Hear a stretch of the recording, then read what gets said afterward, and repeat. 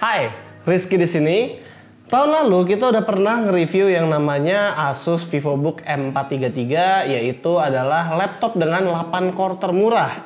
Dan setelah 1 tahun yang pastinya AMD udah mengeluarkan prosesor yang baru. Sekarang itu adalah yang 5000 series.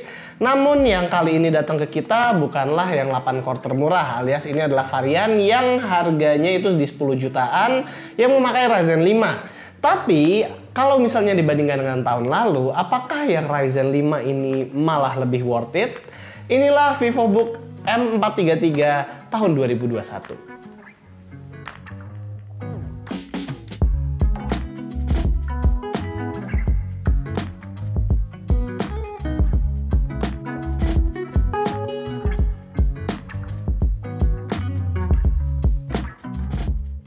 Kalau dari segi desain nggak ada yang berubah sama sekali dari M433 series yang sebelumnya.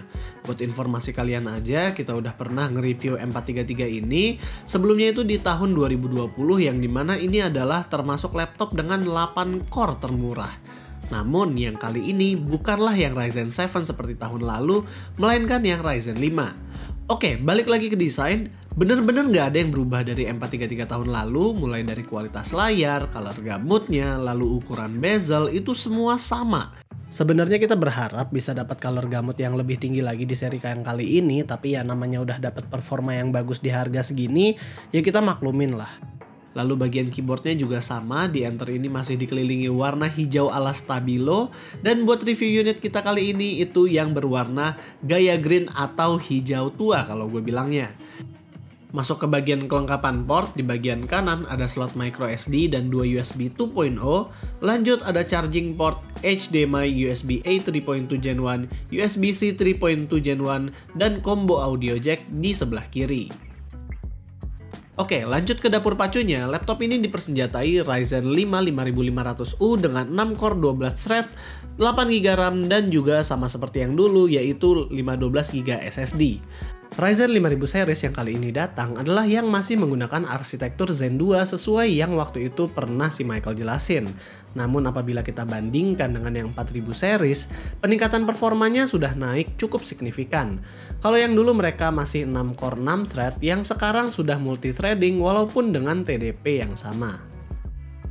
Skor Cinebench-nya apabila kita bandingkan dengan yang tahun lalu itu berbeda jauh banget. Bahkan apabila kita bandingkan dengan SKU Ryzen 7 4700U aja, skornya itu bisa lewat. Di sini kita hanya membandingkan yang Ryzen 7 aja karena tahun lalu itu kita SKU review unitnya hanya memakai Ryzen 7. Untuk single core-nya sekarang Ryzen 5 juga sudah bisa menyaingi Ryzen 7 yang tahun lalu. Dan di Cinebench kali ini juga kita mendapatkan performa yang konstan setelah di run 5 kali. Ini berarti harusnya suhunya antara adem atau memang sengaja dibuat no throttling oleh si Asus. Saat kita main game untuk game yang jadul ataupun ringan banget macam Valorant itu bisa dimainkan di frame rate yang di atas 60, itu pun dengan settingan ultra. Dota 2 juga bisa di frame rate yang tinggi namun dengan settingan yang tidak mentok kanan. Skor dari Firestrike ataupun Time Spy juga tinggi. Kalau ditanya mana yang paling menonjol, itu kita mungkin bilang skor physics-nya. Karena makin kesini, skor physics-nya makin mirip sama gaming laptop. Jujur ini tinggi banget loh. Kalau tahu dia TDP-nya hanya di 15 watt. Tapi saat kita coba ngeliat di HW Info, sebenarnya CPU-nya ini bisa ngambil power sampai 35 watt. Itu saat di peak-nya ya. Tapi kalau kita lihat average-nya, dia hanya di 11 watt aja. Selain gaming dan juga synthetic benchmark, kita juga mencoba aplikasi produktivitas seperti di sini contohnya adalah Premiere Pro dan juga Blender. Kalau buat Premiere Pro sekarang dia udah kuat untuk ngedit video di resolusi 4K asalkan previewnya di setengah quality. Rendernya pun hanya butuh waktu di sekitar 4 menitan buat durasi video 5 menit.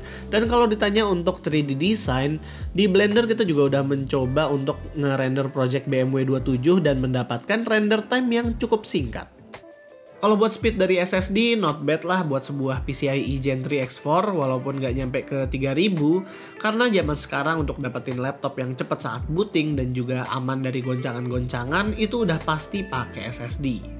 Nah, buat suhunya kita juga mencoba Firestrike Stress Test, itu dia bisa pas di angka 98%-an. Walaupun kalau kita lihat memang clock speed dari CPU-nya itu naik turun. Namun harusnya itu nggak berpengaruh ke overall performance-nya. Nah, buat suhu memang di CPU-nya agak hangat, namun di surface dia bener-bener adem aja, jadi bisa dikategorikan sebagai laptop yang adem.